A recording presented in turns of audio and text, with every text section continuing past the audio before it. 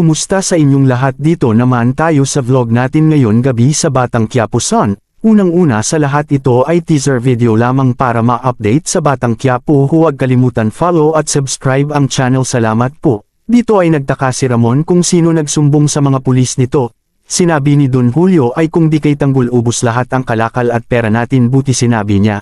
Ito si Olga ay galit dahil gusto niya makuha ang pinaghirapan niya.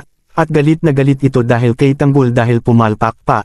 Ito si Ramon ay tumawag kay General na kung saan bakit di siya na pinaalam ito na may raid sa warehouse niya, kaya sabi ni General ay alamin ko Ramon. Dahil dito si Ramon ay nag-isip na si Edwin ang pakana ito sa mga pulis. Dahil dito ay tinawagan ni Ramon si General kung may Edwin mag-uiba ba na huli sa raid. At ayon nag-mugshot na sila Edwin at ang mga kasama nito sa kulungan. At dito sinisinil si Edwin dahil sa pagkakulong nito at inaalala ang mga kasama nito. Si Olga at Don Julio ay nag-usap nito dahil sa pamilya